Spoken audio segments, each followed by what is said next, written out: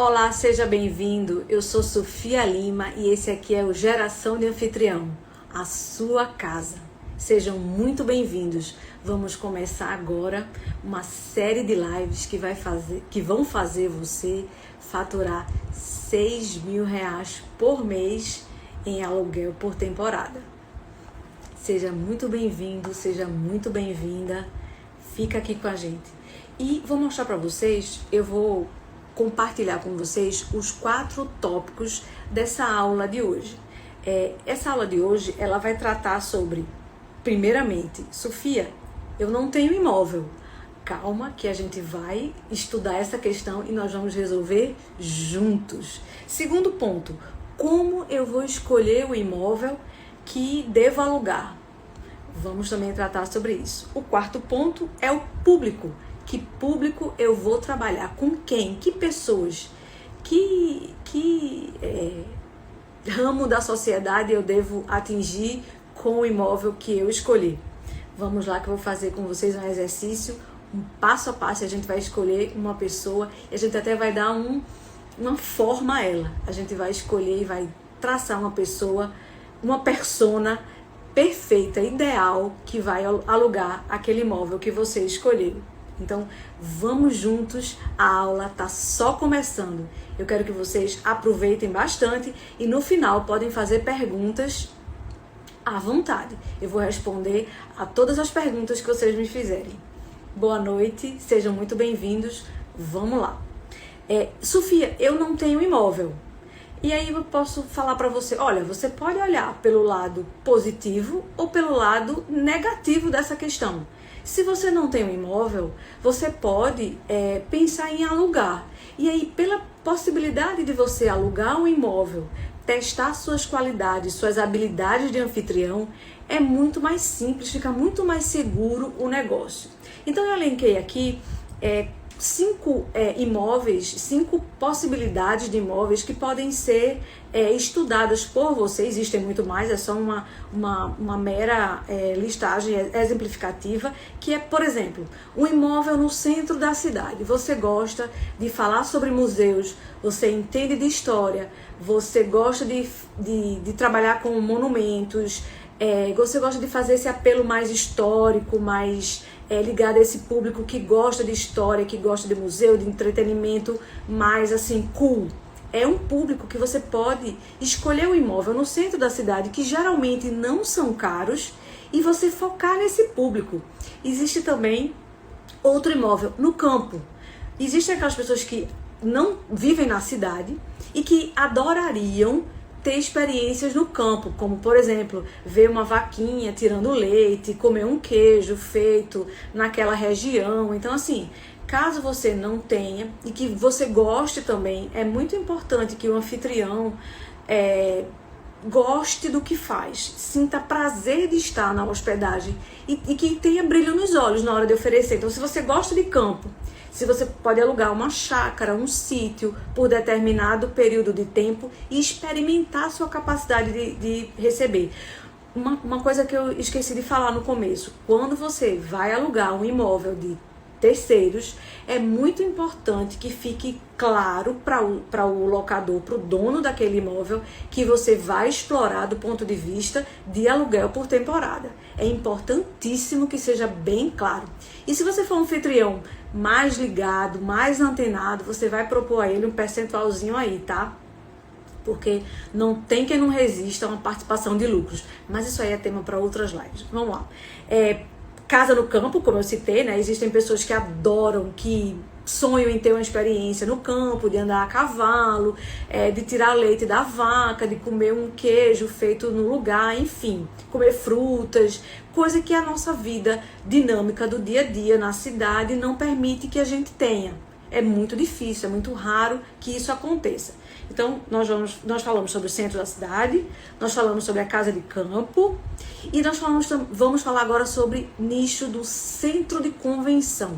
Nas grandes capitais do Brasil, existem os centros de convenções, que eles têm a agenda anual praticamente toda preenchida com seminário, com congresso. E aí você pode ter um imóvel em centros de convenções que geralmente ficam em regiões mais afastadas do centro da cidade e, consequentemente, o aluguel desse imóvel é mais barato e você pode nichar. Você pode escolher, não, eu vou receber executivo, médico, fisioterapeuta, pessoas que venham para o congresso, eles precisam de uma internet boa, de uma cama confortável, ar-condicionado. Ok, tá tudo bem, tá ótimo. O importante é você se encontrar tanto dentro dessas opções, quanto na opção que você pensar também. Eu tô fazendo esse exercício com vocês, mas o ideal é que todo mundo vocês reflitam de que imóvel, de como você gosta de trabalhar, do que preenche o seu dia a dia com satisfação. Porque também, para ser anfitrião e não gostar do que faz, é muito difícil. Vai ser muito difícil a jornada, porque os desafios estão aí, eles vão acontecer no dia a dia e você tem que, pelo menos, gostar do que faz. Afinal de contas, todo mundo gosta de ganhar 6 mil reais e nem precisa ter um imóvel para isso. Então, vamos pensar na possibilidade de alugar por temporada e faturar. É para isso que eu tô aqui. Vamos lá.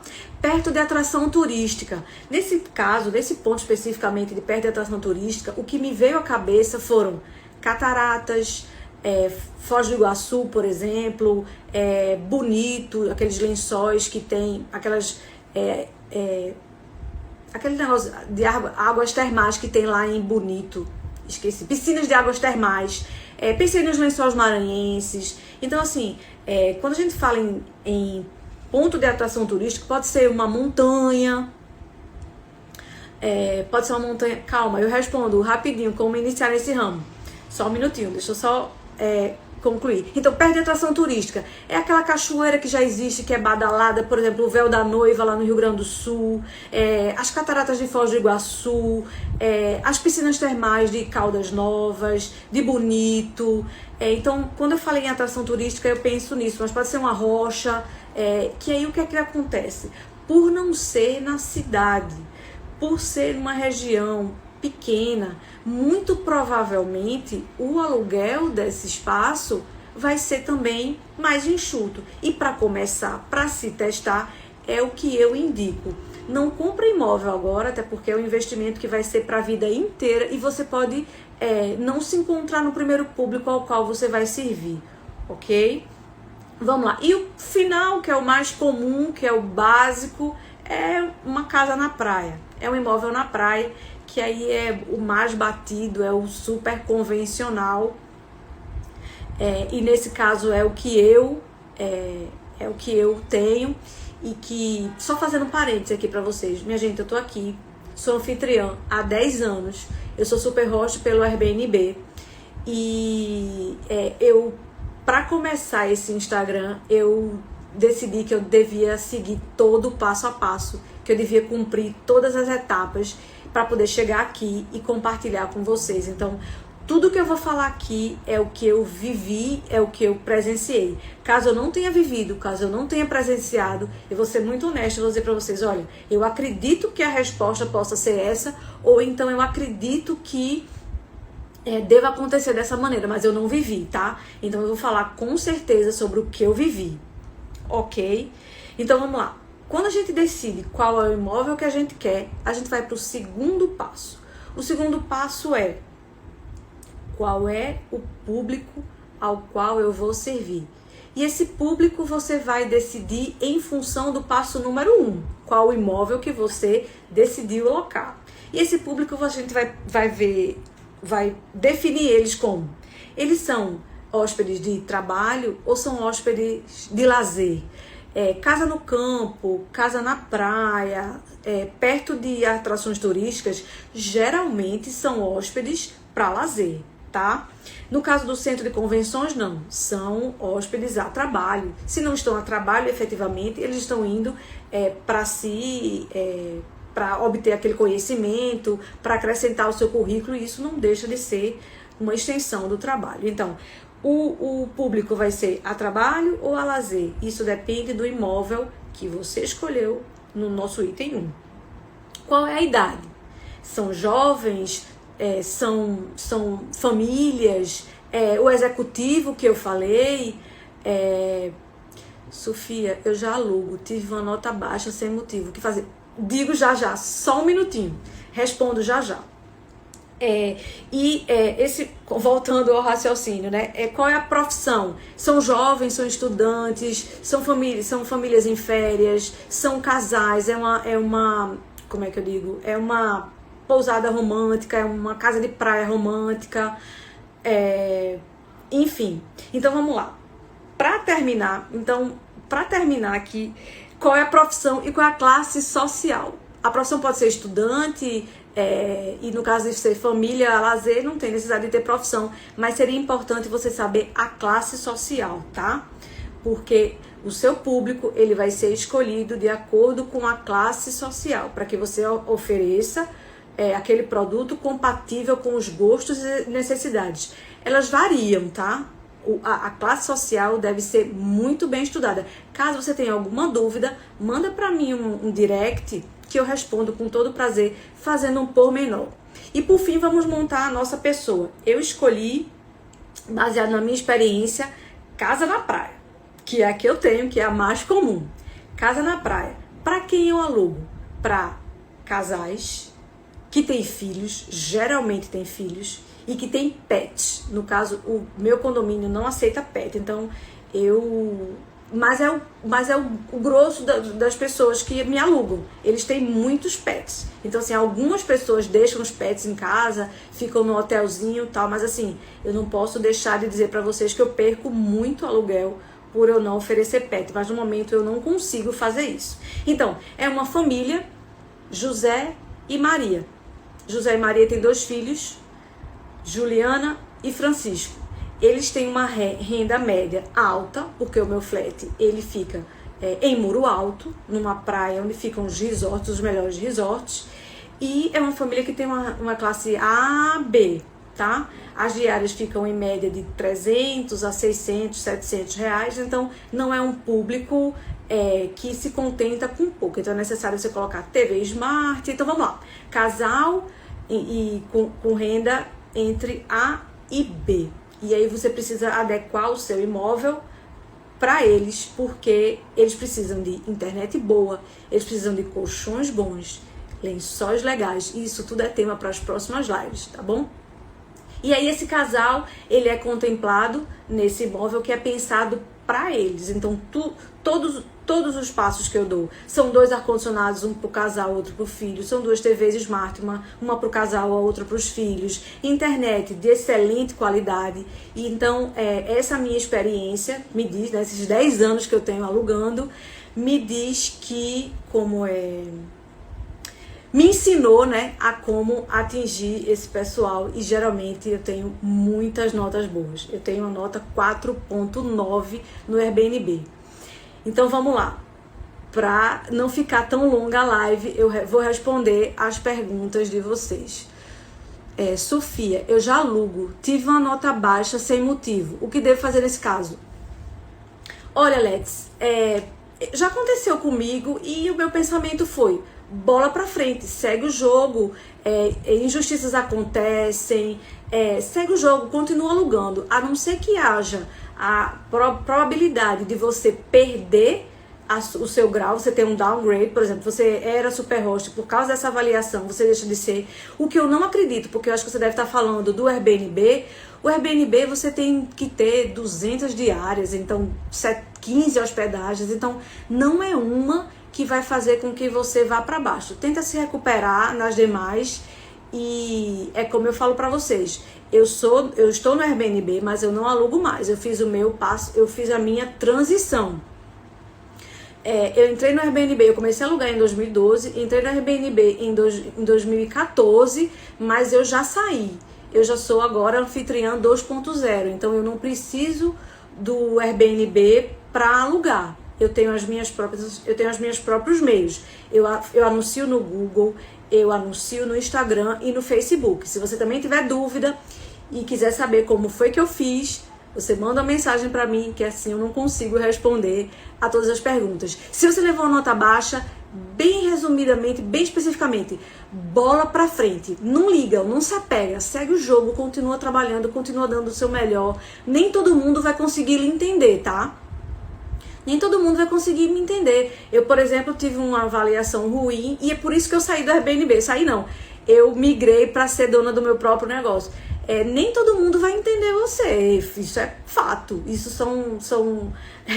isso é você estar no comércio, é você servir, serviço tem disso. Então, mas para quem tá no começo, bola pra frente, não liga, não fica remoendo, sabe? Eu acho que a pior coisa é você ficar se remoendo se é justo ou se não é justo.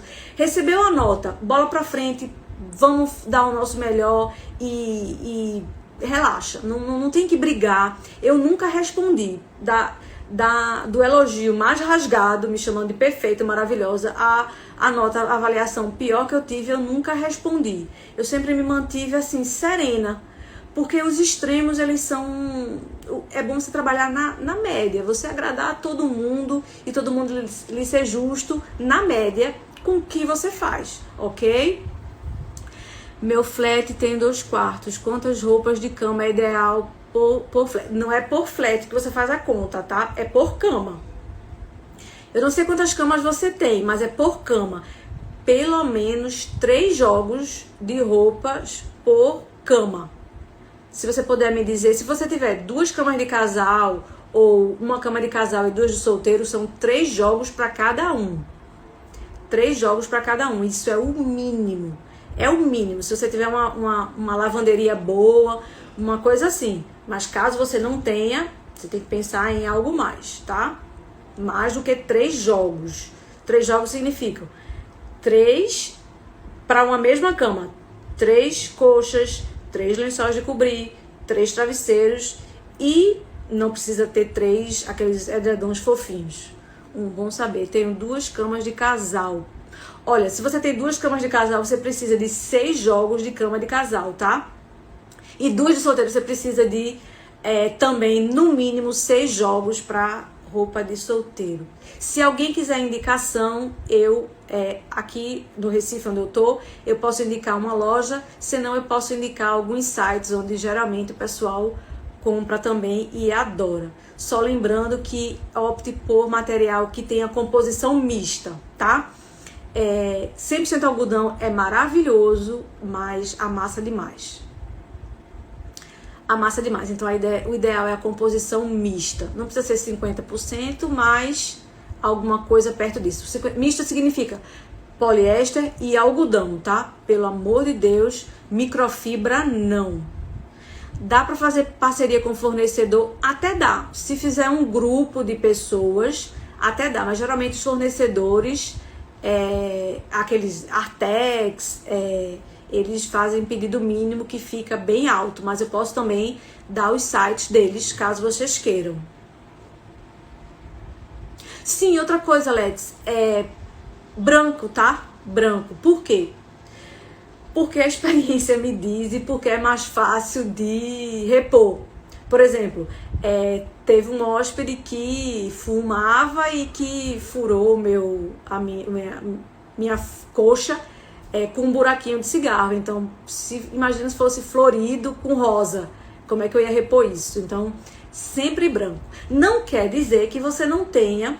Por exemplo, eu sou muito romântica e eu gosto muito de coração. Então eu tenho 20 fronhas de coração. Elas ficam, eu digo, bota branca na frente e as de coração por trás, porque eu faço de coração. Eu amo os meus hóspedes e às vezes eu quero colocar o meu sentimento lá, sabe? O coração significa que eles estão comigo, que eu fiz aquilo pra eles. Mas, a princípio, caso você não tenha tanta roupa de cama assim, você foca no branco, tá? Misto, pelo amor de Deus, você não vai amassar. Sofia, me fala quanto dá de lucro com hospedagem. Olha, no caso, eu vou falar individualmente, né? Eu administro vários flats, mas assim, varia dos meses que não tem tanta movimentação e dezembro, um dezembro e janeiro, o flat dá em torno de, cada flat dá em torno de 12 a 18 mil reais, tá? Só o Réveillon é 6 mil. Então, dá para fazer uma média de 6 mil fácil, porque dezembro e janeiro eles dão uma média de 12 a 18 mil no meu local. Eu não sei aonde você vai escolher o imóvel, se você tiver dúvida, se você quiser tirar alguma dúvida comigo, me manda um direct, eu respondo com o maior prazer. Sofia, eu iniciei com que não foi programada essa minha jornada, eu trabalhava em outro ramo, a gente trabalha com empresa, eu e meu marido, e eu tinha essa casa na praia, ela ficava lá fechada, e até que um dia eu resolvi alugar, tirei todas as minhas coisas, pertences pessoais, deixei o mais neutro possível. Isso é tema de uma próxima aula, tá? Eu vou ver se eu trago alguém super especial pra falar sobre decoração, mas assim, eu tirei tudo que era meu, tudo que me identificava, e botei ele mais clean possível. Eu coloquei peças que estão na moda, uma flor que meu Deus, como é o nome dela? Costela de Adão, que tá super na moda. Então assim, eu obedeço às regras da moda e não ao meu gosto pessoal. Um pouquinho do meu gosto eu até coloco, mas assim, é tudo muito branco, é um cinzinha claro, é um bege, é um detalhezinho bem sutil, porque existem pessoas que optam por não ficar naquele lugar porque acha colorido demais ou apagado demais. Então você tem que temperar, sabe? Eu acho que esse é o segredo. Sofia, qual o pior mês pra você? Olha, eu vou falar pra vocês o que me fez migrar do Airbnb para as vendas diretas via site, né? Eu tenho meu site e Facebook, Instagram e Google. Foi na pandemia. Eu tinha... A minha taxa de ocupação é 80%, 90%, 95%. Eu também sou muito antiga, né? Mas é possível você conseguir isso. É possível sim. Só você se dedicar. E tem um preço bom, competitivo. Então, quando chegou a pandemia e o Airbnb derrubou todas as minhas reservas, eu pensei, nossa, eu tô na mão desse aplicativo, a pandemia assustou a todo mundo, e aí eu disse, e agora, o que é que eu vou fazer? Aí foquei na estratégia de que, já que fique em casa na praia, trabalhe da praia, veja a aula da praia. Então, reforcei a internet e comecei a focar em vendas diretas via Facebook e Instagram, para que as pessoas ficassem em casa na praia, porque lá é uma casa de praia, então fique em casa lá na minha casa, e eu consegui faturar. Foi um dos anos que eu mais faturei, eu alugava de segunda a segunda. Então assim, as pessoas dizem, tem mês ruim? Tem mês ruim, mas eu não sei, eu não vivencio esse mês ruim, porque eu acho que o resultado do foco, mas vamos falar em termos de sazonalidade. Os imóveis na praia, eles tendem a no inverno ficarem mais vazios, né? No inverno. Só que no lugar de praia, onde a gente aluga, no período de inverno aqui no Brasil, é inverno também na América do Sul muito mais rigoroso. Ou seja, vem argentinos. É inverno, o brasileiro não valoriza, mas o argentino valoriza, o uruguaio valoriza. Então, caso você faça anúncio pelo Instagram, ou Google, ou Facebook, bota assim pouquinho dinheiro, mas para você ser reconhecido nos países da América Latina também.